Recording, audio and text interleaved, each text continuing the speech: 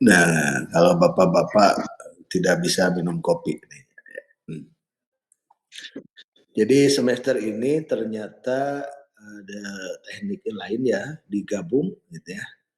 Sampai UTS itu Bapak yang memberikan kuliah, nanti setelahnya Bu Yuyun Bapak bagi seperti itu.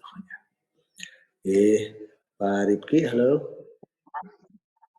Hadir Pak, Prof. Hadir.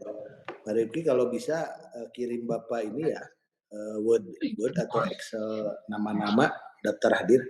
Oh iya, siap. Untuk portofolio harian. Kuliah harian, siap. Ya. Siap, Prof. Soalnya sekarang mah agak banyak nih, jadi agak susah. Ya. Bu Kristina. Selamat siang, Prof. Selamat siang, Bu Kristina. Kita belajar apa nih sekarang? Tentang pengembangan asesmen kompetensi berbasis multiliterasi, Prof. Ya, pengembangan asesmen kompetensi berbasis multiliterasi. RPS-nya sudah punya belum? Sudah pada punya belum? Ada? Belum, Prof. Oh, belum ya? Belum. Oke lah, nanti dikasihkan. Jadi perkuliahan kita ini akan membahas salah satu topik atau bukan topik ya, salah satu perangkat pembelajaran. Ya. Bu Kristina, perangkat pembelajaran itu apa saja ya? Perangkat pembelajaran itu ada modul ajar, Prof. Kemudian ada evaluasi atau asesmen. Kemudian ada media pembelajaran, Prof. Kemudian ada lagi refleksi, Prof. Baik refleksi untuk guru maupun refleksi untuk siswa. Siswa ya, itu yang sekarang ya. Yang hal yang dulu itu biasanya ya RPP gitu kan ya. Nah, kemudian media RPP materi ajar, RPP materi ajar, media pembelajaran, LKPD dan instrumen ya. Nah, jadi yang kita pelajari itu adalah instrumennya. Jadi bagaimana menyusun instrumen pembelajaran. Ya. Jadi bagaimana membuat asesmen. Ya. Jadi bagaimana membuat sebuah asesmen. Jadi bagaimana mengukur yang harus diukur, ya. Jadi bagaimana bisa terukur, gitu ya. Oke. Pertemuan hari ini mungkin tidak full, begitu ya. Nah, kita hanya perkenalan dulu begitu berkaitan dengan mata kuliahnya. Ya, kecuali kalau bapak-bapak siap lah, gitu ya.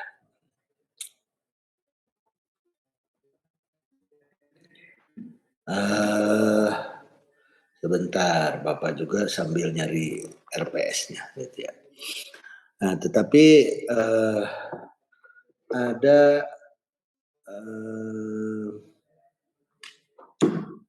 assessment.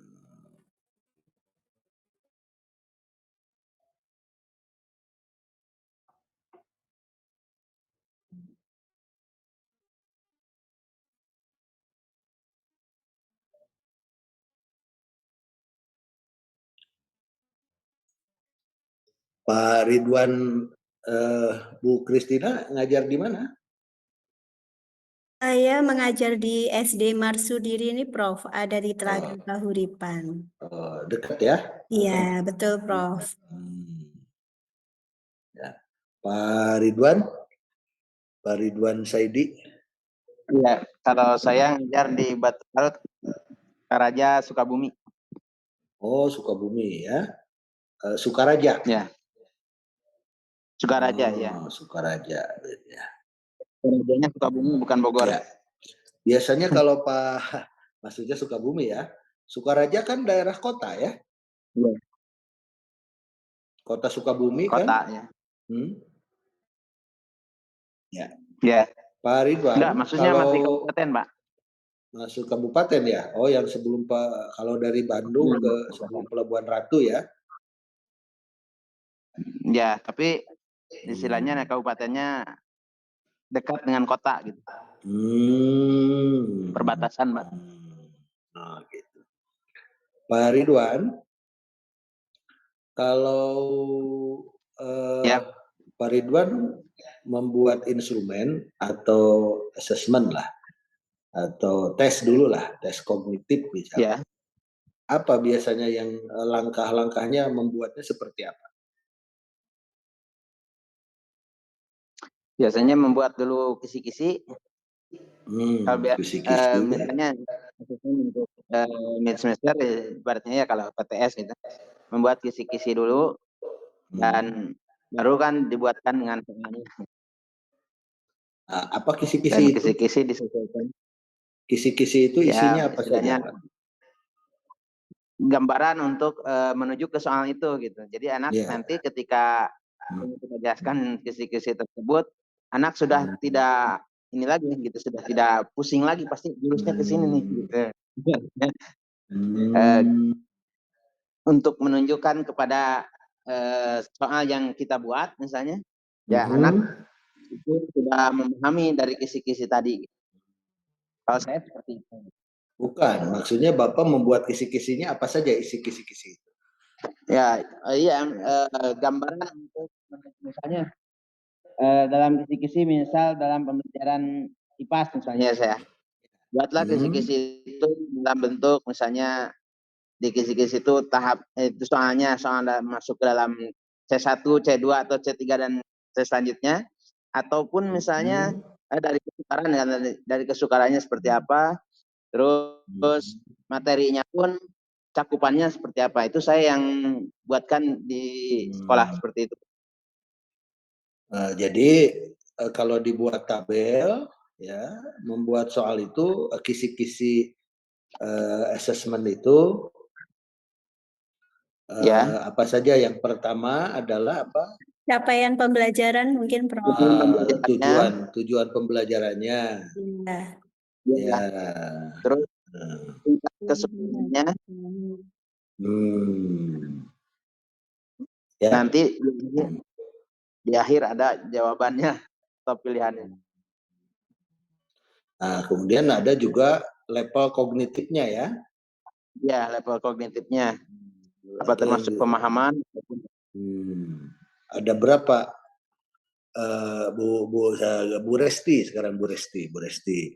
Jangan Pak Ridwan terus, tadi Bu Kristina terus, ganti ke Bu Resti ya. Halo. Iya Pak, Prof. Pernah dengar taksonomi belum? Alhamdulillah pernah, Prof. Ada berapa level kognitif taksonomi belum itu? Ada 6. Ada 6 ya, C1 ya. Sampai C6 ya. C6 ya. Apa saja itu? C1 itu mengingat, C2 itu memahami, C3 itu menerapkan, C4 menganalisis, C5 mengevaluasi, dan C6-nya mencipta atau apa namanya? Menciptakan gitu. Mencipta. Ya berkreasi lah gitu ya. Kreasi. Di C4-nya analisis tadi itu Ibu bilang ya? Iya, menganalisis, Prof. C5 evaluasi, kemudian C6 mengkreasi atau mencipta. Mengkreasi atau mencipta ya. Oke, ya. Oke, terima kasih Pak Agus. Pak, siap. Bapak kita belum ke pengertiannya dulu ya. Ya Pak. Apa tujuan dilakukan assessment bagi guru dan siswa? Bagi guru Pak, satu, untuk mengukur ketercapaian tujuan pembelajaran yang dilakukan oleh si guru itu sendiri. Selain untuk mengukur ketercapaian tujuan pembelajaran, untuk mengetahui kemampuan dari si peserta didik itu sendiri. Kalau misalnya kita dilihat dari level kognitif, berarti untuk mengetahui sampai sejauh mana dia bisa melalui berbagai tahapan dalam proses pembelajaran, khususnya di ranah kognitif itu sendiri, Pak. Oke. Nah, kalau begitu betul sekali nih ya.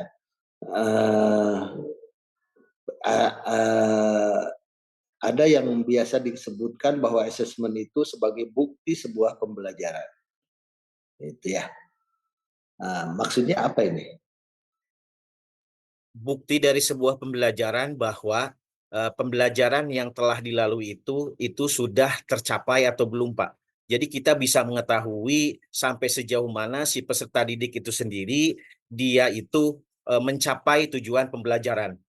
Dan juga kita bisa bukti itu sendiri tidak hanya mungkin dalam bentuk nilai tes, tetapi bisa juga dalam bentuk lain, artefak-artefak lain seperti portofolio dan penilaian kinerja seperti itu, Pak. Nah, itu macam-macam assessment gitu kan ya. Apa bedanya assessment dengan evaluasi ya?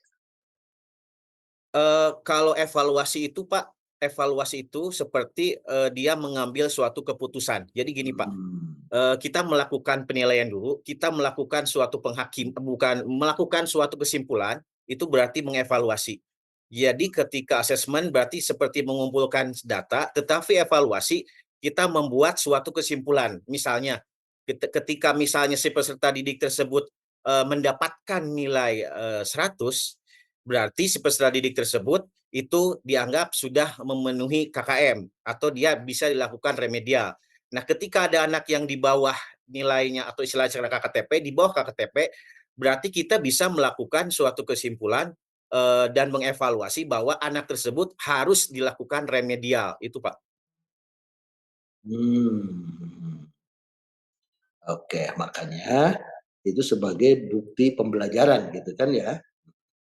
Iya, Pak. Oke, ya. Nah, belum ke sana ya. Unsur-unsur pembelajaran abad 21. Nah, unsur-unsur pembelajaran terbaru abad 21. Nah, apa saja Bu Tirta? Ada critical thinking, creativity and innovation, komunikasi sama kolaborasi, Pak. Komunikasi, kolaborasi itu ya. Terus apa lagi? Problem solving, Pak. Problem Solving. Nah, oke. Unsur-unsur pembelajaran terbaru abad 21. Oke. Itu Pak Rifki tolong di-share ya apa yang Bapak jelaskan hari ini. Siap, Prof. Bisa di-share di teman-teman begitu ya. Jadi bisa Bapak bertanya, kemudian Anda bisa buka-buka. Sebelum Bapak menyampaikan RPS yang akan kita gunakan ya. Mohon maaf nih Pak Rifki, ada tugas. Yang pertama Bapak minta daftar nama-nama dalam bentuk Excel atau Word gitu ya. Jadi supaya Bapak tidak usah ngetik lagi. Siap, Bapak, ini sedang dibuat OTW dikirim ya, Pak? Tenang ya. Terus yang kedua itu. Oke. Unsur-unsur pembelajaran abad 21. Nah, tinggal deh. Sudah? Bu Tuti? Bu Tuti sehat?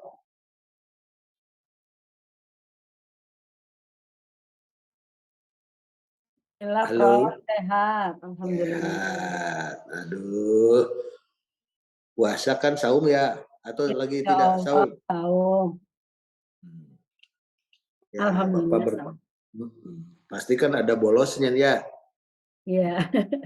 Ada bolosnya. Bapak mah pinter nebak itu. Soalnya usianya masih di bawah 55, pasti ada bolosnya.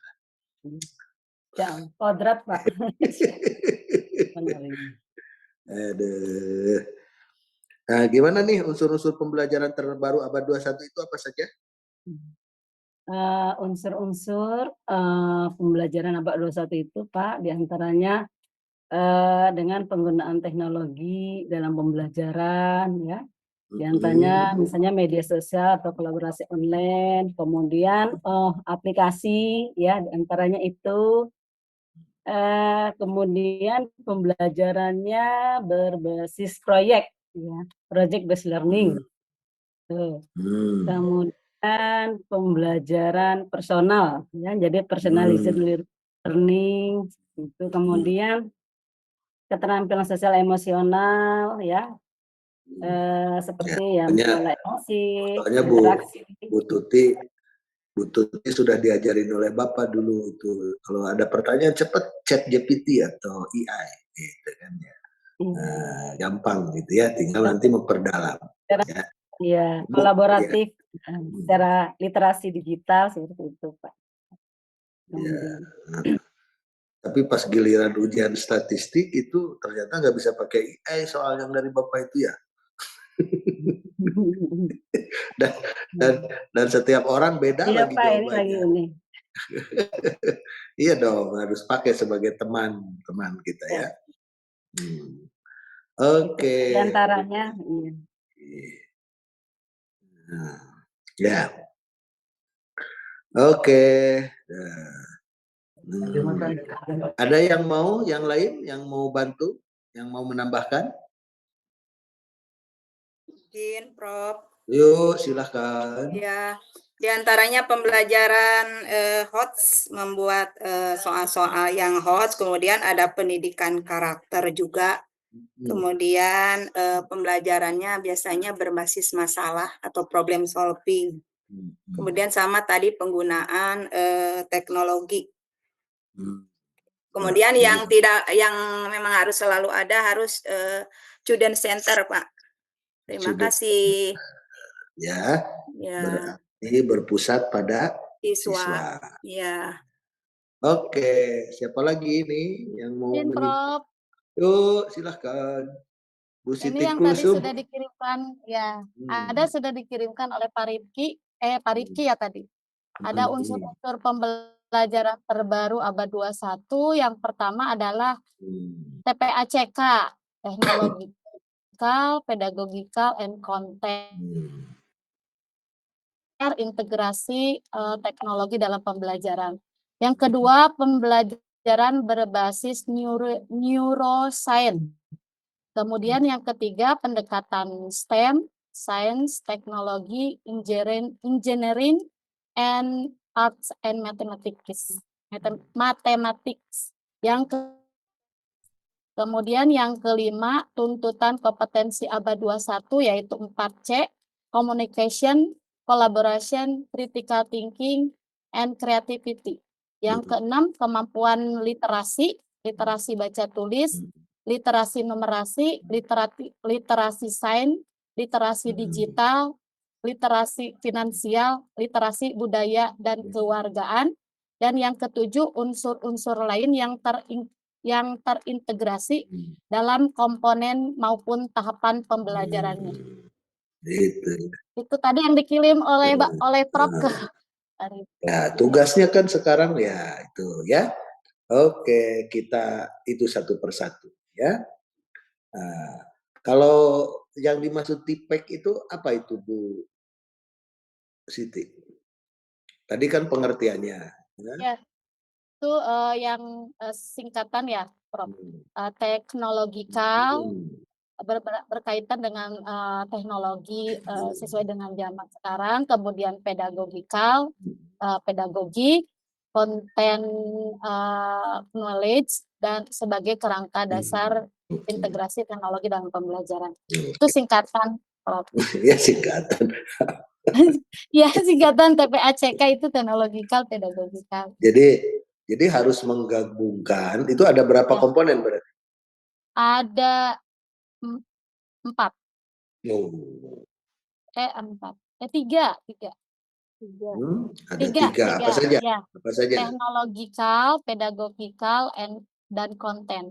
Nah, jadi pengetahuan tentang teknologi, pengetahuan tentang pedagogi, pengetahuan tentang konten. Jadi kalau mengajar IPAS, itu pengetahuan tentang IPAS-nya harus mumpuni seorang Ya, guru. Prof. Ya. Nah, kemudian pedagogiknya, cara mengajarkan IPAS-nya harus mumpuni. Ya, dan medianya teknologi untuk mempermudah pembelajaran yang kita lakukan dan menyesuaikan dengan kebutuhan siswa. Begitu. Makanya itu TIPEK yang bagus itu. Ada guru yang mampunya menggabungkan pedagogik dengan konten. Ada. Hanya ilmu yang kuatnya di sana. Ada yang kuat di teknologi dan pedagogi, kontennya kurang. Ada, gitu kan ya. Nah, yang bagus itu ya ketiga-tiganya. Ya. Nah, kemudian berbasis neuroscience. Neuroscience itu yang seperti culture responsive teaching, pembelajaran berdiferensiasi. Ya, kemudian teaching and learning berdasarkan kebutuhan. Nah, STEAM itu artinya kan bukan berarti belajar itu harus matematik, semua orang harus belajar matematik, bukan. Ya, art itu seni. Bagaimana mengajar IPAS? Kita membuat gambar di papan tulis, kita menarik untuk siswa, itu kan artnya itu digabungkan. Gitu. Struktur berpikir itu matematika. Ya, science itu berbasis pada apa? Problem solving. Artinya berbasis pada penemuan atau metode ilmiah. Itu langkah-langkahnya.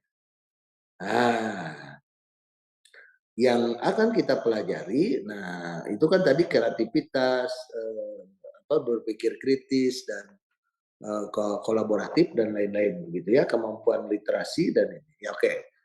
Ya, kemampuan literasi berbasis multiliterasi kita, begitu ya. Jadi kalau misalkan kata Bu Nurjana, si Bu Siti Kulsuma maca we anak atuh sing bener, cenah misalkan begitu ya bahasa maca jadi we salah pengertian. Nah, artinya itu literasinya mungkin saja maksud menulis ini ngirim WA, tetapi literasi menulisnya kurang. Jadi ketika dituliskan tidak sesuai dengan interpretasi pembaca. Pembaca literasi bacanya kurang. Karena kan karakter kita itu seperti Bapak katakan baru tahu 30%, kemudian diambil kesimpulan 100%. Kan begitu biasanya ya. Nah, gitu ya. Tahu 30% Bu Kristina, lalu disebarkan seolah-olah tahu 100%. Gitu ya. Ya. Saya mah begini. Padahal itu nggak tahu, kalau disedekatkan nggak tahu.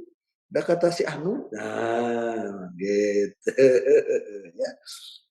Karakter milenial kan begitu sekarang ya. Nah, yang akan kita bahas itu tentang bagian dari hot tadi, itu kan hot, kata Bu Iis itu nyebut hot gitu ya. Jadi apa belajar dengan Pak Heris aina pokoknya mah hot lah gitu ya. Ya, hot itu higher order thinking skill. Hot. Jadi pada penalaran. Ya, kan level berpikir itu ada 3. Ada low level, level rendah, ada middle level, level tinggi, level menengah, dan ada higher level, higher order thinking skill, high level. Middle level itu pada low level itu, lower level itu, level rendah itu C1, C2. Middle level itu C3. Gitu ya, C3. Atau diaplikasikan, itu pertengahan. Sedangkan higher order thinking-nya, higher level-nya itu pada penalaran. Penalaran itu ada 3. Analisis, evaluasi, dan kreasi. C4, C5, dan C6. Itu ya. Jadi diusahakan, kan UTBK dan lain sebagainya, guru itu harus mampu ya melakukan pembelajaran secara higher order thinking skill, hot. Gitu. Ya. Pembelajaran yang hot ya. Bagaimana Pak contohnya pembelajaran yang hot? Ini sedang Bapak tunjukkan begitu ya. Sedang Bapak lakukan gitu. Ya. Higher penalaran. Jadi kalau begitu Pak Asep Jainuddin. Halo Pak Asep. Siap, Prof. Nah, apa itu definisi penalaran? Penalaran itu eh, yang saya pahami bagaimana seseorang bisa mengetahui dari ilmu yang dia pelajari. Seperti itu, Prof. Bagaimana bisa mengetahui dari ilmu yang pelajari, gitu kan ya? Itu penalaran. Oke, ya. Nah, Pak Asep sering melakukan penalaran tidak? Suka, Prof. Nah, oke. Misalkan ketika di kelas, ketika mau mengajarkan sesuatu gimana caranya? Biasanya kita berpikir dulu, Prof, ya, berdasarkan awal tahun ajaran baru kan kita mengetahui itu ada asesmen diagnostis, Prof, gitu. Kemudian kita merenung sebentar ataupun berpikir bagaimana nanti setiap kurikulum ataupun materi bisa tersampaikan dengan baik melalui strategi-strategi pembelajaran yang akan dilakukan. Seperti itu, Prof. Kalau menghadapi siswa yang kesulitan belajar? Kalau menghadapi siswa yang kesulitan belajar, biasanya mencari Bukan kesulitan belajar, yang nakal lah gitu ya. Yang nakal gitu. Ya biasanya kalau Asep itu melakukannya pendekatannya dari hati ke hati gitu, Prof. Bagaimana nanti banyak belajar berbicara, kemudian juga melalui bimbingan yang memang lebih intens gitu, Prof, gitu. Kemudian juga yang paling penting itu adalah tadi bahwa setiap anak itu kalau menurut Asep punya keunikan ataupun kekhasan yang berbeda. Hanya saja mungkin anak tersebut belum menemukan strategi ataupun gaya belajar sesuai dengan yang diinginkan oleh anak tersebut. Seperti itu, Prof. Gitu. Jadi kalau begitu langkah penalaran yang dilakukan oleh Pak Asep itu yang pertama kan barusan itu apa ya? Melihat dulu kira-kira lingkungannya apa gitu ya menyebabkan dia sulit gitu ya. Betul ya? Nah, Betul, Prof. baru Latar belakang ya itu. keluarga, Itu kan lingkungan berarti juga. melakukan analisis gitu ya. Kemudian langkah kedua katanya barusan memilih sebuah kira-kira apa nih yang harus dilakukan kan gitu ya, menentukan apa yang harus dilakukan. Nah, untuk selanjutnya melakukan treatment atau kreasi begitu ya. Jadi kalau begitu yang disebut dengan penalaran itu ada 3, melakukan analisis, melakukan evaluasi, dan melakukan tindakan atau kreasi gitu ya. Jadi melaksanakan itu penalaran itu seperti itu ya. Jadi kalau begitu katanya ya. Oke, masih bicara tentang HOT ya. Pak Teguh. Halo Pak Teguh. Pak Teguh mau share screen. Nah, biasa. Tidak dulu. Nah, gitu ya. Oke.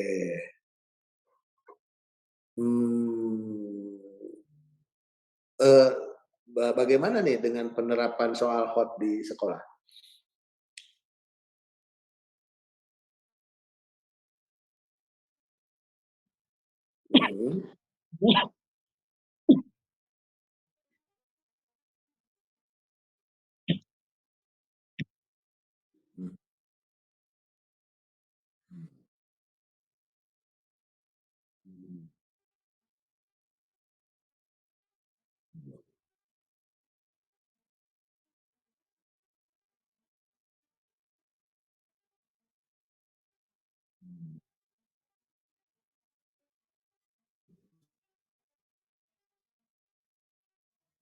Pertanyaan Bapak, apakah HOT itu harus untuk siswa pandai atau di level tinggi atau semua level?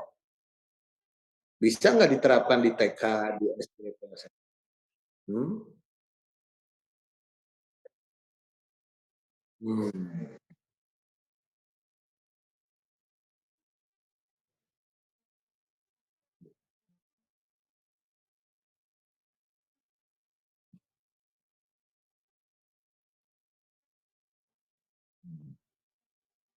Hmm. Hmm. Oke, terima kasih ya. Tapi belum terima kasih, masih lanjut. Ari Pak Yogi mana? Oh ada, oh Pak Yogi, Bapak cari-cari nih Pak.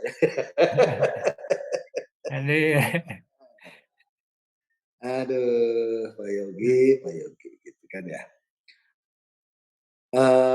Coba. Bagaimana mengajarkan penjumlahan kepada anak? Penjumlahan itu di SD kelas berapa ya?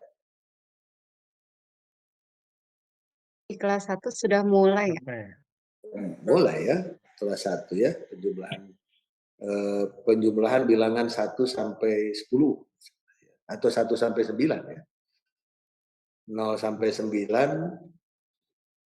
memberi soal hotnya seperti apa nih ke anak SD kelas 1? Izin maaf ya, kebetulan saya kan bukan guru jadi saya bingung nih ngajarkannya seperti apa nih. Oh, belum. Iya benar. Belum berapa. Ya mungkin biar berpikir aja kali ya anak-anaknya, jadi ya penjumlahnya agak ya. Oke. Menyerah Pak Yogi. Menyerah. Pak Teguh bantu Pak Teguh. Pak Teguh ahlinya.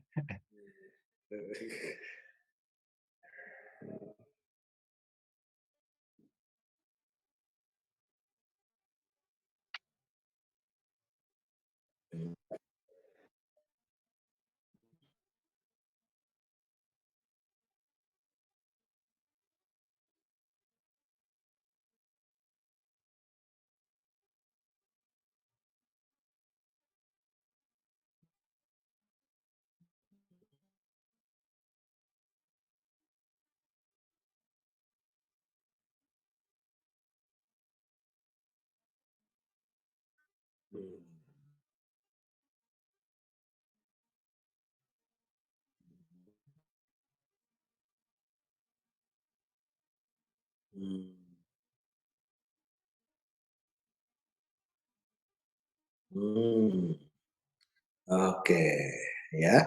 Jadi permen gitu kan.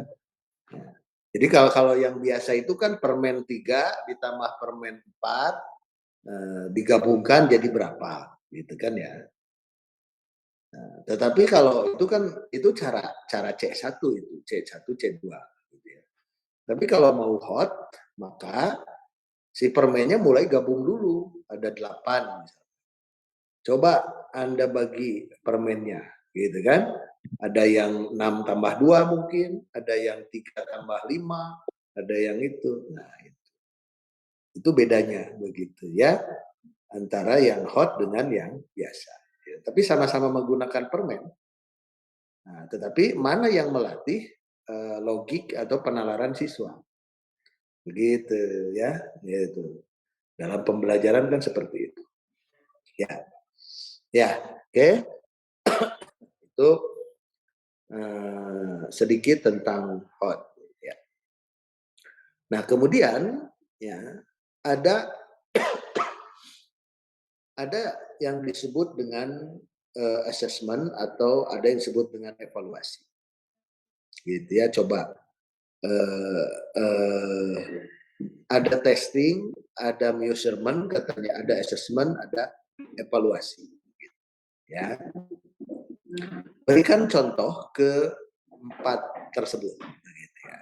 Ya. Nah, coba aduh, Asep Sofian mah nggak lagi itu kan sekarang mungkin nggak itu Sep, nggak lagi apa namanya catering Sep? Enggak Pak, ada sekarang hadir. Hadir.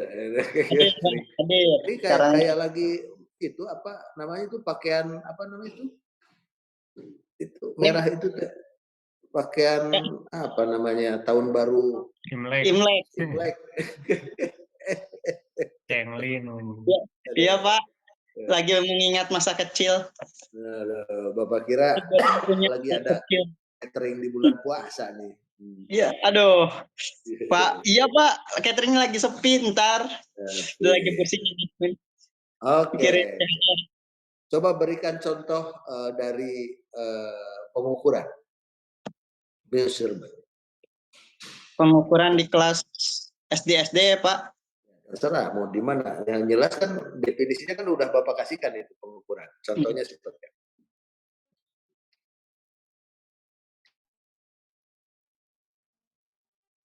Definisi mengukur ya. Yang biasa kita di kelas ya Pak, ngajarin yang ini. Ya, gitu. gimana? Mengukur di kelas biasanya sih untuk perkenalan awal, pengukuran ini mengukur buku dulu gitu. Buatkan berapa ukuran. Tapi kadang mereka tuh nggak tahu Pak, senti sama mili pun gitu kalau di kelas mengukur senti itu mana, mili itu mana, kayak gitu. Pertama sih biasanya kalau ngajarin coba buatkan berapa ukuran lebar meja atau buku gitu. Itu saya kalau bedanya mengukur dengan menghitung itu apa? Kalau mengukur lebih ke satuan ini Pak, satuan panjang kayak gitu. Kalau mengukur itu kalau menghitung itu lebih ke penjumlahan kayak gitu. Yang saya tahu Pak, gitu. Ya. Kerudung Bu Leni bagus. Nah, itu hasil mengukur atau hasil menghitung? Apa Pak? Coba boleh diulangi Pak. Kerudung Bu Leni bagus. Nah, itu hasil mengukur atau menghitung? Menghitung Pak. Menghitung. Gimana cara menghitungnya? Buku Bu Leni bagus. Bukan buku, kerudung. Kerudung. Menilai gitu Pak. Bukan. Kan pertanyaan Bapak, buku Bu Leni, buku, tuh ke bawah Bapak. Kerudung Bu Leni bagus. Ya. Kerudung. Juwita sama Bu Leni Yulianti gitu ya. Bagus. Nah, itu hasil mengukur atau hasil menghitung? Bagus ya. Itu menurut saya sih menghitung sih Pak. Mengukur ukuran sehingga disebut bagus. Karena kalau mengukur kan sependapat setiap orang beda kayak gitu. Oh si ini bagus, ini jadi mana yang paling banyak tuh itu yang diambil. Ada dari pendapat beberapa orang. Nah, sekarang kalau Pak Asep lagi bikin sambal, itu mengukur enaknya itu diukur atau dihitung? Kalau ngukur sambal biasanya saya diukur. Kalau bikin sambal Pak ya biasanya saya dihitung ini cabenya berapa nih berapa gitu jadi enak biasanya begitu Pak. Itu mah bapak kalau ibu-ibu mah enggak begitu aja dicomot ibu-ibu mah pakai perasaan. Kalau saya enaknya berapa dihitung Pak, kadang ini berapa sendok gitu, ini berapa sendok. Kalau ibu-ibu mah sudah nggak pakai dihitung-hitung dia mah. Ya, soalnya kan sudah biasa nih kesenangan bapaknya seperti ini. Gitu. Jadi yang ingin Bapak sampaikan itu perbedaan antara menghitung dengan mengukur. Kalau mengukur itu kan ada bandingannya. Jadi kalau kerudung si A bagus berarti ada bandingannya. Ada ukurannya. Oh disebut bagus. Sudah masuk kategori bagus berarti pembandingnya apa? Tukang jahit kan mengukur gitu kan pembandingnya itu. Oh ini 1 meter. 1 meter itu kan hasil membandingkan panjang yang standar 1 meter itu ini. Oh ini kurang dari 1 meter. Oh ini 40 cm misalnya. Begitu. Jadi mengukur itu hasil membandingkan. Ada pembanding. Tapi kalau menghitung itu tidak ada pembanding. Begitu, ya. Jadi kalau misalkan tukang jahit ya, ketika membuat baju itu dia mengukur ini. Tapi ketika minta bayaran dia menghitung, begitu ya. Ketika membayar harus berapa kita bayar ke tukang jahit itu. Itu perbedaan mengukur dengan menghitung, ya. Jodoh. Tetapi ya. Kalau jodoh dihitung apa diukur, Pak? Nah, Kalau jodoh diukur apa dihitung? Jodoh ya diukur, Pak. Diukur. Kalau belum nikah diukur, Pak ya. Kalau nikah diukur. Kalau sudah dihitung nikah, mah, kalau dihitung mah yang istrinya lebih dari satu. Kalau jodoh mah dinilai. Dinilai dulu, Pak. Aduh, ini udah mulai konteks nih, udah mulai. Biar kagak ngantuk, biar nggak ngantuk ini. Aduh. Kan coba kalau mencari jodoh dulu, Bu Iis. Dulu ketika mencari suami, gitu kan. Waktu usia 22 tahun kriterianya ada 20. Jauh. Luar 20 biasa. kriteria. Alhamdulillah Pak, nikahnya Yuswa ada 18 tahun. Wah, belum pernah. Berarti belum diukur, Pak. Belum bisa ngukur.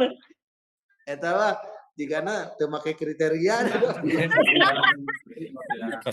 mah alhamdulillah. Entos diantosan kan Pak di SMP. Bakatku bogoh.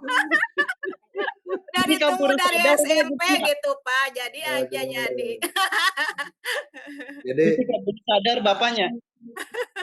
Bu Ika Mulyani. Mula-mula kriteria 20. Usia 22. Nah, pas usia 25 kriteria turun dari 15. Ya. Nah, terus ya. Nah, pas aku Prof menurunkan kriteria.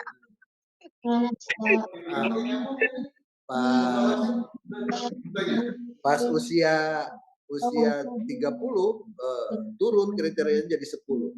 Pas usia 35 sudah tidak pakai kriteria lagi, gitu. Tidak diukur lagi. Gitu.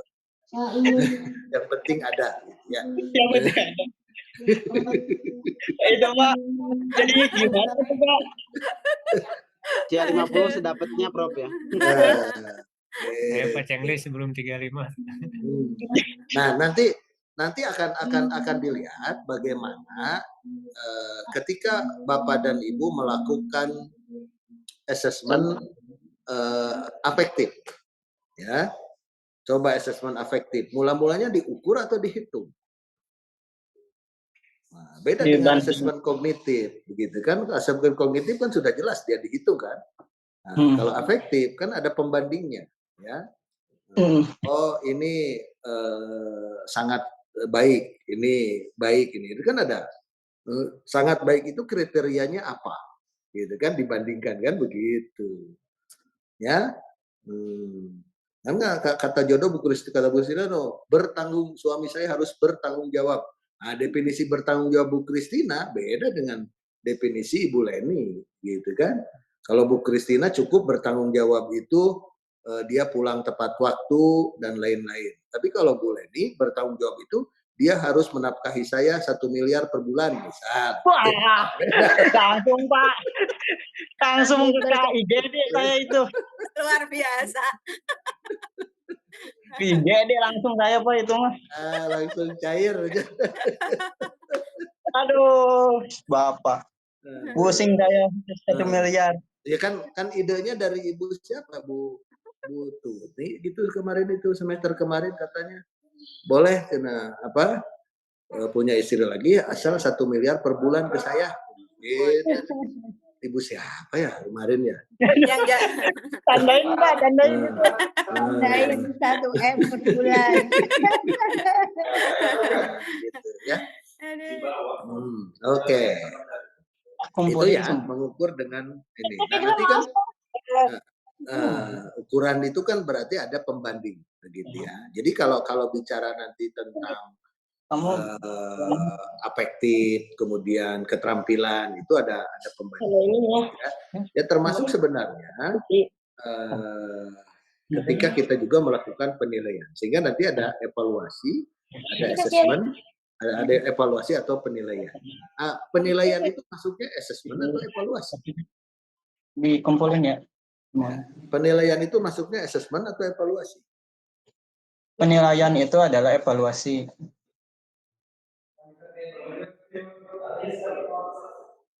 Evaluasi, menurut saya evaluasi.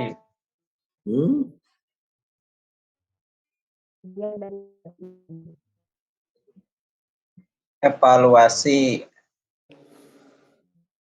Dari hasil penilaian yang saya lakukan, maka saya mengambil kesimpulan diterima calon suami saya itu. Apa dari hasil assessment? Gimana ya? Penilaian. Ada kan definisinya sudah Bapak sampaikan, gitu ya. Apa perbedaan penilaian dengan evaluasi, ya? Gitu. Ada macam-macam orang yang mengelompokkan, begitu ya. Ada yang mengelompokkan assessment itu bagian dari evaluasi. Sehingga kalau yang di PPT yang Bapak berikan, Bapak senangnya evaluasi dengan assessment itu seperti itu diagramnya. Ya, Bapak sudah kasihkan kan ya? Nah, seperti itu pendapat Bapak, seperti dari dulu Bapak seperti itu ya. Ada yang lingkaran-lingkaran dari mulai testing, kemudian measurement, assessment, kemudian yang paling gede adalah evaluasi. Ada yang menggolongkan seperti itu. Tapi pada dasarnya evaluasi yang kita lakukan itu khusus untuk para di dalam kelas itu ada tes dan non tes. Gitu ya, ada tes dan non tes. Sehingga ada yang disebut dengan assessment portfolio, assessment generik, assessment itu dan lain-lain begitu kan ya. Ya. Gitu. Gitu ya. Nah, jadi kemudian tes yang kita lakukan juga itu digolongkan menjadi 6. Tergantung menurut fungsinya. Tes itu jenis tesnya apa, kemudian menurut fungsinya untuk apa. Aspek psikis yang diungkap begitu ya, apa saja gitu kan. Kemudian banyak orang yang mengikuti tes, tergantung banyaknya gitu kan, dan lain-lain. Sudah ada di sana. Tetapi yang paling penting dari tes itu yang harus kita lakukan adalah beberapa unsur harus terpenuhi. Ya. Instrumen tes harus memenuhi unsur-unsur apa saja, begitu. Ya, Bu Nurdeti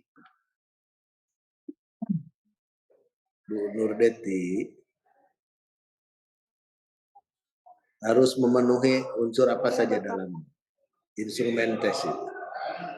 Apa saja? Pertama, instrumen tes itu harus valid, sudah valid, kemudian valid Bu, ulah valid. Valid di Wahang. Valid ya, banjir. Valid ya, terus yang kedua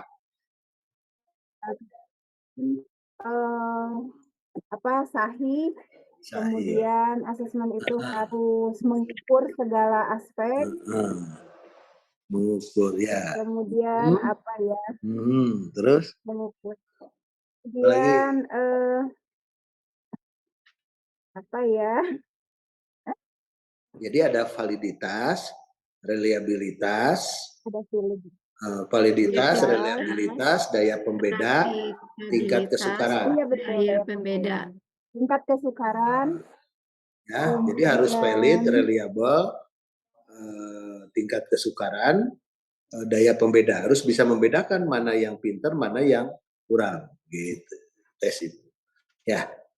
Ya, ada tingkat kesukaran kalau begitu nanti. Gitu. Ya. Nah, itu. Ya. Jadi yang kita tahu bahwa tes itu ada kognitif, afektif, dan psikomotor. Jadi kalau kognitif itu apa saja, itu yang C1 sampai C6. Kemudian kalau afektif itu yang disebut A1, A2, A3, minat dan sebagainya kan, ya. Dan psikomotor itu yang P1, P2, P3, P4 gitu ya. Nah itu, ya teorinya sebentar, ya.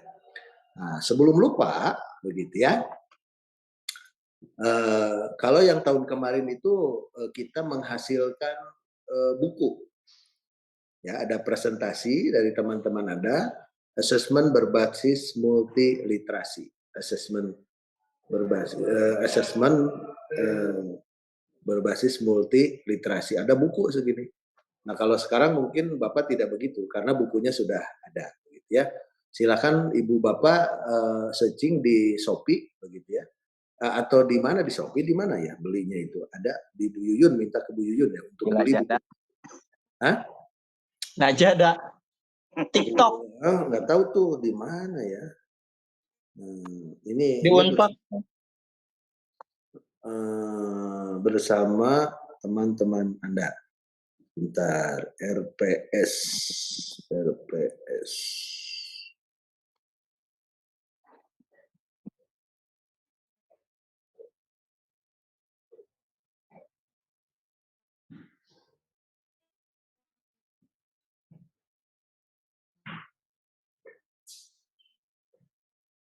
Ini sebenarnya dapat Bapak nih RPS ini dulu nih.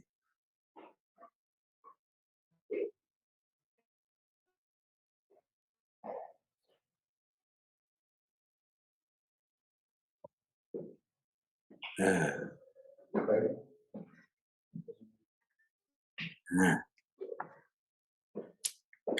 Ya, sebentar, ada buku, kalau teorinya ada di sana begitu ya. Bapak, kebetulan Pak Riki itu yang paling muda begitu ya. Maka di mana-mana juga bungsu mah begitu. Kalau Bapak anak cikal, jadi punya adik yang bisa disuruh-suruh gitu. Tapi berkahnya, Bang. Pak boleh bertanya, Pak? Boleh. Tadi Pak menarik Pak paparan yang telah dipaparkan. Tadi itu kan terkait HOTS ya. Tadi juga dikatakan tentang pengukuran. Berarti tadi juga saya lihat bahwa HOTS itu berarti kan ada suatu ukurannya ada yaitu C4, C5, C6. Nah, pertanyaan saya adalah HOTS itu apakah fokus pada taksonomi belum saja Pak? Sebab kalau saya lihat di taksonomi Marzano itu yang penerapan itu justru masuknya yang ke C4 Pak. Pengetahuan pemanfaatan. Terus saya juga baca yang sekarang tuh di learning ada taksonomi Solo gitu Pak. Sekolah itu. Taksonomi Solo, betul. Nah, itu belum gimana? Anderson ya. Ya, terus Pak, pertanyaan yang kedua, apakah identik soal-soal HOTS itu dengan tingkat kesukaran? Gitu Pak. Ya. Oke. Dari mulai yang terakhir dan kita jawabnya sambil kuliah nanti ya, Pak. Pak siapa barusan itu Pak? Gus Sumpena Pak. Nah, Pak Sumpena ya, ya. Pak Gus Sumpena ya. Pertanyaan yang sangat menarik itu Pak. Ada Anderson, ada taksonomi Solo gitu kan ya. Nah, sangat menarik sekali begitu kan ya. Nah di buku Kementerian Pendidikan di yang tahun 2018 itu yang Bapak jelaskan tadi itu ya 3 level itu, low level, kemudian middle dan hot itu yang penalaran begitu ya. Nah itu mengambil dari sana begitu yang berlaku di Kementerian Pendidikan dan Kebudayaan kan itu ya begitu ya. Makanya Bapak sampaikan. Tapi nanti kita akan bahas tentang taksonomi Solo, kemudian Anderson dan lain-lain begitu ya. Nah, gitu. Jadi ya pertanyaan terakhir tadi, apakah hot itu identik dengan tingkat kesukaran? Ada nggak soal hot yang mudah? Halo, Pak Agus Sumpena, Asep Sumpena ya? Agus Sumpena Pak. Oke, Agus Sumpena. Ada Pak. Ada, begitu ya. Hot itu kan bukan masalah sukar atau mudah, tapi masalah proses berpikir dalam mengerjakan soal itu. Begitu, ya. Terus apakah hot itu hanya untuk instrumen berupa soal? Tidak, Pak. Ya, tidak. Tapi yang paling penting hot itu adalah dalam pembelajaran. Begitu. Sehingga bisa melatih proses berpikir siswa. Gitu. Ya. Nah, Kalau ciri-ciri soal hoax itu Pak, soalnya kan yang terlanjur beredar di kalangan banyak guru adalah ciri-ciri soal hoax adalah katanya dia harus ada stimulus sebagai sarana berpikir si peserta didik sehingga timbul penalaran. Apakah seperti itu Pak gitu Pak? Soalnya kan kalau saya lihat gitu beberapa jenis soal juga ada yang dia soalnya hot tapi tidak ada stimulus gitu Pak. Tidak ada stimulus secara langsung. Ya, jadi seolah-olah soal hot itu harus berupa gambar atau soal cerita ya? Iya seperti itu Kak Pak gitu. Ya. Jadi ada stimulus gitu Pak. Jadi jangan langsung. Soal hot itu harus seperti gambar atau seperti soal cerita, gitu kan Pak ya? Iya Pak. Ya. Ya. Apakah misalkan begini, 2 tambah 3 sama dengan 5. Nah, 2 tambah 3 sama dengan titik-titik. Gitu. Ya. 2 tambah 3 sama dengan titik-titik. Nah, itu kan jelas bukan hot. Kalau diubah menjadi hot, seperti apa? Titik-titik tambah titik-titik sama dengan 5. Nah, itu maksud salah satunya ya, open-ended itu kan. Salah satu bentuk, dia kan ada nggak dia proses berpikirnya di sana? Ada nggak stimulusnya? Ada. Ada, tetapi tidak secara eksplisit kan? Ya. Ya, begitu. Ya. Nah, jadi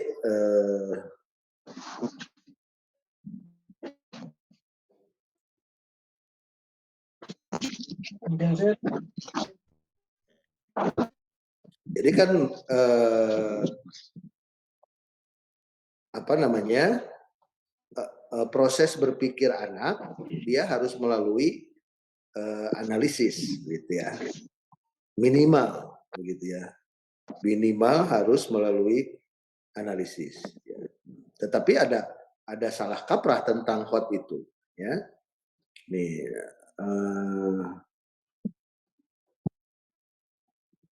ya. Ini di kelas ini enggak Bapak sudah memberikan itu, ya.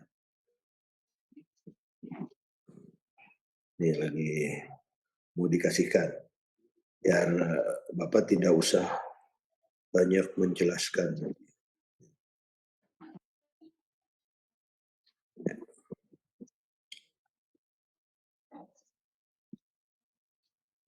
Oke, nanti sambil berjalan kita jawab semuanya, Pak ya. Karena pertanyaan yang Pak Asep sampaikan itu, Pak Asep ya. Agus Sempena sampaikan itu materi yang akan kita bahas ke depan, ya. Nah, RPS, kemudian tentang HOTS juga sudah Bapak stimulusnya sudah Bapak sampaikan ke Pak Riki nih, gitu ya. Nah, nanti sebarkan ke teman-teman, ya. Minggu depan, begitu ya, minggu depan Bapak dan Ibu membuat kisi-kisi atau instrumen, kisi-kisi soal dengan taksonomi Bloom C1 sampai C6. Jadi ada 6 soal. Materinya apa bebas, begitu ya. Materinya apa itu bebas, silahkan, begitu ya. Tentu kisi-kisi itu kan memuat tujuan pembelajaran, indikator soal, kemudian level kognitif, begitu ya. Kemudian soalnya, kemudian jawabannya, gitu ya. Oke. Nah, itu untuk minggu depan dan dikumpulkannya sebenarnya sekarang hari apa ya? Sabtu. Dikumpulkannya hari Kamis, ya. Biasa ya Pak Rifki lah bolehlah gitu ya. Bikin Google Drive ya. Siap. Bentuknya PDF. Izin Pak, di sini kan ada 2 kelas Pak ya, kelas A dan kelas B. Ya, dipisah. Berarti Google Drive-nya itu tetap disatukan atau dipisah antar kelas Pak? Menurut Bapak disatukan saja lah. Beda folder. Beda folder. Ya. Kan di Google Drive berarti ada 2 folder ya. Dibuat 2 folder ya, Pak. Atau yang kelas 1 lagi ada KM-nya enggak? Pak Agus, Pak. KM-nya Pak Ridwan, kalau KM-nya itu komtinya. Yang satu oleh Pak Riki, yang satu oleh Pak Ridwan gitu ya. Itu siapa gitu ya. Atau ya, halo siap? Ya, siap. Gitu ya. Oke. Sekalian daftar namanya yang berupa Excel ya, Pak Riki ya. Sudah dikirim, Prof, tadi? Oh, sudah ya? Sudah, siap. Oke, semuanya. Terima kasih untuk pertemuan singkat hari ini. RPS itu sudah ada di Pak Riki ya. Nanti dikirim. Prof, izin bertanya lagi, soalnya berapa, Prof? Tiap level kognitif 1, jadi ada 6. Jadi C1, C2, C3, C4, C5, C6. Terima kasih, Prof. Ya, taksonomi Bloom. Ya, tentunya kan itu kan berarti kita kan belajar tentang apa taksonomi Bloom, gitu kan ya. Oke, semuanya selamat siang, dan yang belum sholat duhur silahkan sholat duhur. Bapak juga mau, begitu ya. Mohon maaf nih terganggu jamnya karena digabung jadi begini. Mudah-mudahan saum kita berkah, gitu ya. Kemudian juga ibadah kita berkah. Kata-kata indah, kata-kata hari ini, kata-katanya adalah dengan ilmu kita menjadi beradab, dengan ibadah kita menjadi berakhlak. Kata-kata indah. Ya. Ilmu menyebabkan adab, akhlak, ibadah menyebabkan baiknya akhlak. Oke, terima kasih. Assalamualaikum warahmatullahi wabarakatuh. Selamat siang. Waalaikumsalam warahmatullahi Foto bersama dulu ya. Terima kasih warahmatullahi Di foto bersama dulu, Bapak Ibu. Oh iya, Ayo. Ya, benar, Pak. Di halaman pertama dulu. Baik, semuanya boleh on kamera dan melihat kamera. Siap. 1, 2, 3. Oke, slide kedua. Oke, semuanya siap. 1, 2, 3. Oke, sudah. Terima kasih, Prof. Bapak Ibu, terima kasih. Terima kasih, Prof. Terima kasih, Prof. Assalamualaikum, teman-teman. Teman-teman semuanya izin.